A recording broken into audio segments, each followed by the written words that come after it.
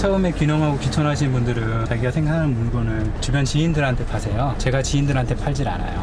이유가 있으신가요? 지인들이 내 걸 사주는 이유가 널 도와주고 싶어서라는 마음이라면 저는 뭐 굳이 그거를 받아줄 마음이 없거든요. 그냥 제가 하는 이 농사법이라든지 제 물건에 대해서 확실히 동의하시는 분들만 사줘야 될 것 같아요. 그렇지 않으면 그렇게 지인들에 대한 판매는 처음에는 되게 쉽고 누구나가 좋아하는 것 같고 하지만 곧 멈춥니다. 길게 갈 수가 없어요. 그분들이 생산품이나 생산 방식, 내 생각에 대해서 동의한 게 아니거든요.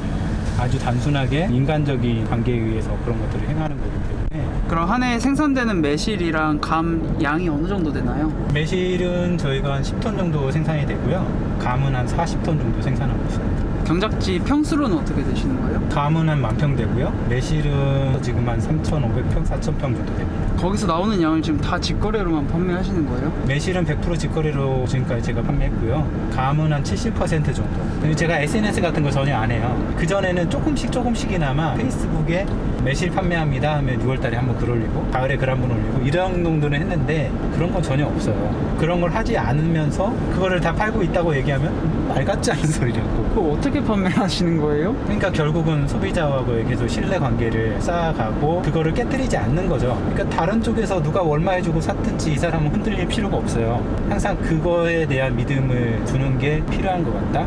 매실철 같은 경우는 100건, 150건을 물건을 보낸다는 건 한 50건, 60건의 전화를 받는다는 거예요. 그럼 저는 이제 여기다가 넥밴드를 하나 차고 하루 종일 전화를 받으면서 일을 하는 거예요.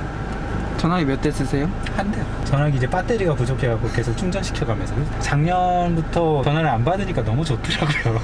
그 물건 어떻게 파나요? 그래서 물건의 양은 좀 줄이고 지금 제가 생산하는 매실이나 감은 다른 생산분과 크게 다르지 않다. 하지만 그 조금의 차이라도 정말로 의미 있다고 생각하는 사람들은 좀 불편하더라도 전화를 잘 안 받고 꼴통인 사람한테라도 찾아오게 될 거라 생각해서 제 바람이 그래요. 아직은 그렇게 된 건 아니고요.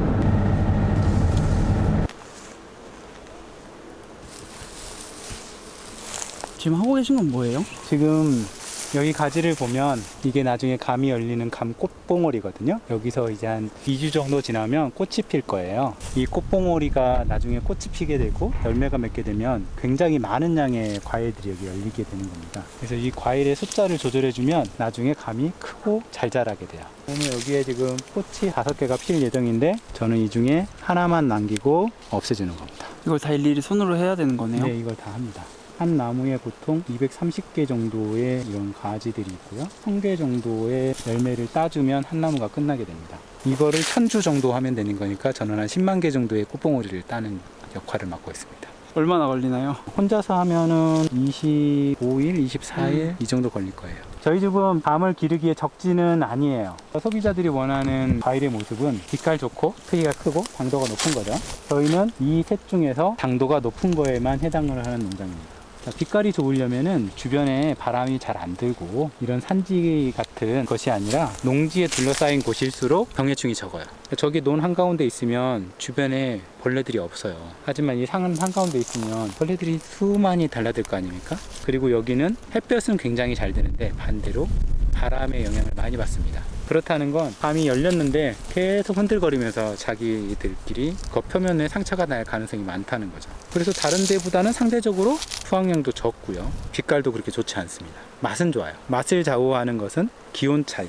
기온 차이가 발생하기 위해서는 이렇게 고저차가 있는 곳이 좋거든요. 그리고 물 빠짐이 좋은 곳이어야 돼요. 저기 논에다가 하면은 감은 큰데 맛이 없어요. 물을 계속 머금고 있으니까 물만 많이 하고 나무만 커지는 거예요. 근데 여기는 굉장히 마른 땅이죠. 기본적으로 굉장히 배수가 좋을 수밖에 없고요.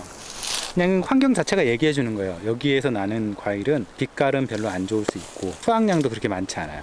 근데 소비자들이 가장 중요한 기준은 크기와 색깔입니다. 겉모양. 저희는 그거에 해당하는 농장이 아니에요. 그러니까 여기는 저희가 공판장으로 갖고 나가면 시세가 좋을까요, 안 좋을까요? 안 좋아요. 근데 먹어본 사람들은 맛이 괜찮네? 그게 저희 집 농장입니다. 그래서 계속 구매하셨던 분이 또 구매해 주시고. 네, 계속 구매하고 이를테면 구례군 군수가 저희 집 거 사요. 이뻐서 크기가 좋아서 아니면 경매가가 높아서 사는 게 아니에요. 그리고 여길 지났던 사람들 둘레길을 지나면은 수많은 사람들이 와, 여기 감 많은지 몰랐다. 감농장 많이 지나가거든요. 그 수많은 감농장을 지나다가 저희 집 농장을 오면 다른 걸 느껴요. 우리가 다녔던 수많은 농장하고 뭔가 다르네. 이 집 거 사보고 싶다. 먼저 맛보라고 놔두기도 하고 놔둬봤더니 맛있어. 한번 그렇게 그 농장이 왜 좋은지는 내 몸이 기억하잖아요. 인터넷에서 아무리 딴 사람들이 좋다고 떠들어도 그렇게 반응을 하겠어요? 시장에 가서 다른 감 보고 딱 사게 될까요? 안 사요. 그 집 거. 왜? 달라. 뭐가? 그냥 달라. 몰라. 달라. 그건 내가 알아. 이런 사람들이 계속 늘어났던 거죠, 저희는. 그러니까 SNS 뭐 이런 걸 많이 하지 않고 사람들에게 좋다 얘기를 하지 않아도 그냥 그렇게 일정 수 이상의 판매량이 유지가 됐던 걸로 저는 생각을 해요. 이 농장 자체의 경쟁력인 거예요. 제가 뭘 한 게 아니라. 보통 그럼 요 매실나무들은 몇 년 된 나무들이에요? 40년 정도, 제 나이 정도 됐어요. 이게 비슷한 나무로 보이시죠? 네, 저는 얘랑 얘가 완전 달라요. 근데 제가 봤을 때 저희 집 매실 종류 중에서는 얘 괜찮더라. 매진간하면 새로운 나무를 접목할 때는 이 나무로 해서 접목을 많이 시켰어요. 매실이 못생기고 맛도 없고 병도 작고 막 이런 것들은 없애가지고. 매실 종류가 여러 가지가 있으면은 종류별로 판매를 하시는 거예요? 아니면 이렇게 섞어가지고 판매하시는 거예요? 거의 저희는 한 종류예요. 지금은. 그 전엔 너무 다양해가지고 사람들한테 매실을 보내면 처음 받는 매실하고 끝에 받은 매실이 달라. 뭐야, 이 집 매실은 왜 이렇게 이상해? 처음 건 좋았는데 끝이 안 좋네? 안 좋은 거 받은 사람들은 왜 나만 안 좋은 거 받았어? 막 이랬다 보니까 품종을 좀 일치시켜야 되겠다. 그래서 어느 정도 품종을 하나로 모아놓은 상태예요. 이거는 지금 고라니가 다 뜯어먹은 거예요. 이 나무가 한 10년 컸는데 이만큼밖에 안 되는 건 조금 자라만 하면은 그 잎사귀를 다 뜯어먹어버리니까 이게 지금 다 고라니가 먹은 건가요? 고라니가 먹어가지고 이 가지는 이제 여기서 잘라줘야 되는 거고. 그래서 다행히 이런 큰 나무들은 높아서 그런지 애들이 못 먹나 보네요. 그러니까 이 나무가 어렸을 때는 이렇게 고라니가 많지 않았던 거예요. 아, 멧돼지도 별로 없고. 근데 이게 너무 그 개체수가 늘다 보니까 뭐 맛을 들였는지 이 나무 같은 경우도 어느 정도 컸는데 완전히 돌려깎기를 해버렸단 말이에요. 씹는 거야 이렇게. 그러면 이 가지는 이제 제대로 살아가기 힘들어요. 이게 지금 몇 년에 걸쳐서 반복되는 거야.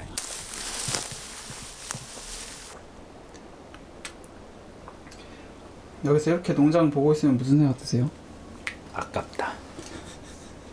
지금까지 들였던 노력이 좀 아깝다. 약간 헛고생한 것 같아.